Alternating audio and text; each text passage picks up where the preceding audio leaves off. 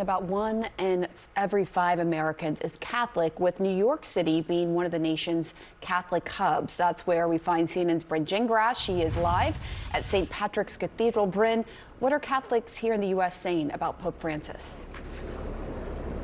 Yeah, Pam, you know what? It's not just Catholics. We're seeing people of all faiths go into St. Patrick's Cathedral and pay their respects to Pope Francis. I'm going to get out of the way because I want you to see what's happening right now. You can see there's NYPD people here at the front of St. Patrick's Cathedral putting up the bunting for Pope Francis. Inside, there are a number of places inside this cathedral where people could light candles, pay their respects, say prayers, and we're seeing that happening at the altar. There is a big picture of Pope Francis along with the chalice that he used when he visited here in New York City in 2015 and gave mass at Madison Square Garden. Also the presider chair that he sat in when he gave that mass. So there are just little pieces of Pope Francis that are inside this cathedral, and people now just saying their prayers and being grateful for the man that he was.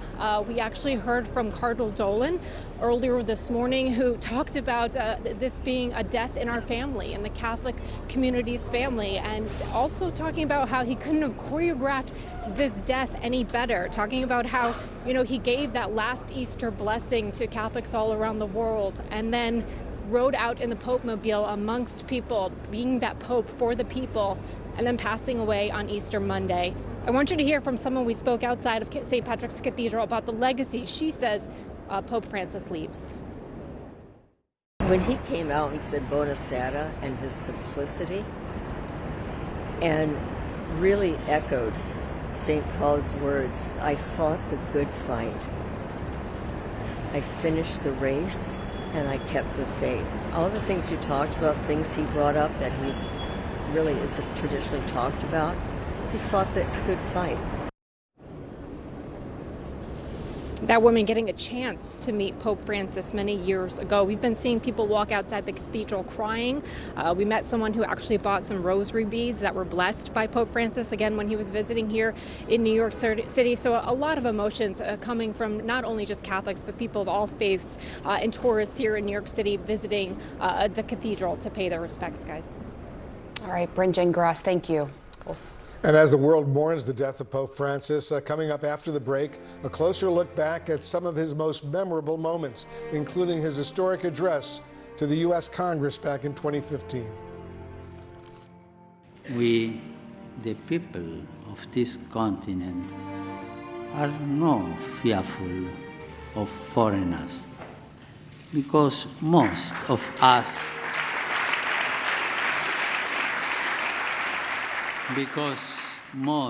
us were once foreigners.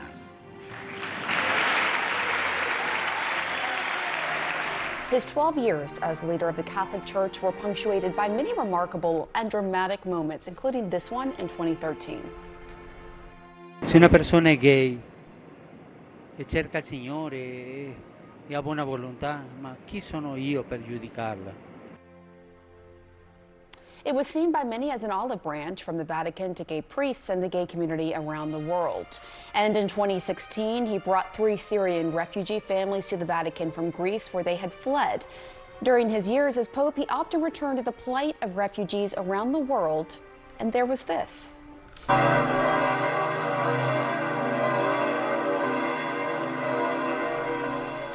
The dramatic image in 2020 when COVID was ravaging Italy.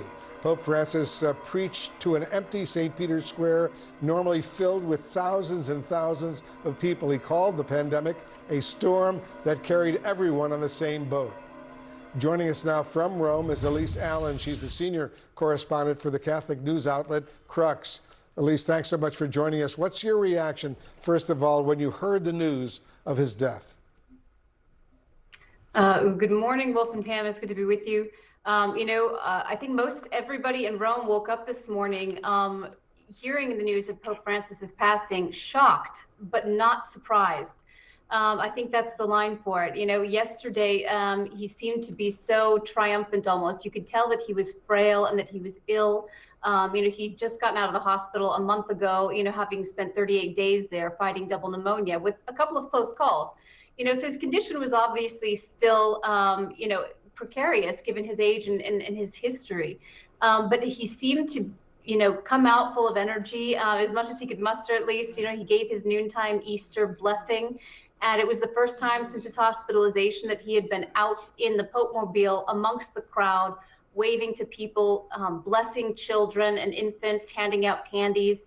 So he seemed to be himself yesterday. And so even though he'd had this serious health crisis and he seemed to be frail, yesterday was the sign that maybe things were improving. So I think when we heard the news of his passing this morning, most people didn't expect it. It was a shock for most people here in Rome. Right, they just saw him on Easter Day, giving what they didn't know at the time would be his last blessing. What is his legacy inside the Vatican and the Church? Yeah, I think that's a very big question, ma'am. It's one that is going to take a lot of time to unpack, I think, in the next few days and weeks, as people look back on Francis and his 12 years as Pope. I think he really has a reputation and a legacy as being a bit of a maverick. There's not much that Francis did that did not capture the world's attention from the very beginning.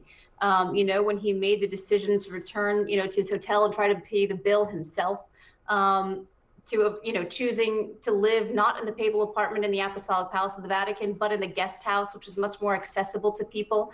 I think he's going to have many different aspects to his legacy. I think he's going to be seen as a global pastoral genius. He was really the parish priest of the world. There's part of that local pastor that never left him, and that's something that he lived until the very end, even in his desire this last week to be with the people. But he's also quite controversial, for many reasons. A lot of conservative Catholics did not appreciate his stance on, doctrinal issues. He, without changing church doctrine, sort of pushed the boundaries, in the church's, tone up till now into a much more progressive direction, especially on issues such as homosexuality, on women, wanting to give them more of a voice, wanting to make sure that those who feel like they were at the margins of life and on the peripheries felt more included. Some of his decisions, his decision to restrict the Latin Mass, some of those things were quite controversial and they weren't appreciated by everybody, but also his attention to the poor, to the marginalized, to issues such as climate change. That's going to be something that's going to be very important for a lot of people, and it's very appreciated by many as well. So I think his legacy is quite complex. And it depends on where you stand, but there's no denying that he was a Pope who made a difference. And despite, the controversies that you laid out, he was popular. If you look at the polls, Very popular. He was beloved and popular. He was a great, great man. I know you had a chance, Elise, to meet with Pope Francis. What was that like? And what were your impressions of him? So I had, I appreciate you asking, because as a journalist, we cover the Pope so closely, but we have very few personal interactions with him. So I met him on a number of his papal trips, just brief greetings, but I had a private audience with him and two other colleagues. In December, we were talking about an abuse case that he was investigating, the Vatican was investigating, this outfit out of Peru, and he wanted an update, basically. And so I was quite impressed when I saw him there and how interested he was, how alert he was, how attentive he was. He really wanted to get to the truth. And that was very clear. And to me, the fact that he gave an audience to 3 journalists, because he wanted to know what the story was quite telling. And so I found him to be somebody very attentive, very carefully listening to everything that we were saying. He's somebody that was, even until like these last few months, physically, he was not doing well, but mentally he was very present. And that was obvious in that meeting. And so I found him to be, in every interaction, but especially that last one in December, to be extremely sincere. And you could tell that he really wanted what's best for the church. Again, whether you agree or disagree with his vision for that, it's something I believe is a deep desire of his. Elise Allen helping us appreciate the enormity of this pontiff. Thank you very, very much. Elise is in Rome. Pamela. Thank you so much, Elise. And thousands of people from around the world are gathering at St. Peter's Square to pay their respects to Pope Francis. This is what some had to say after learning of his death. It's a great disappointment, a great loss, a man who has innovated the church and a man who has left a great mark. And this This absence causes great pain. It's a moment of a bit of sadness and at the same time thankfulness and celebration of life.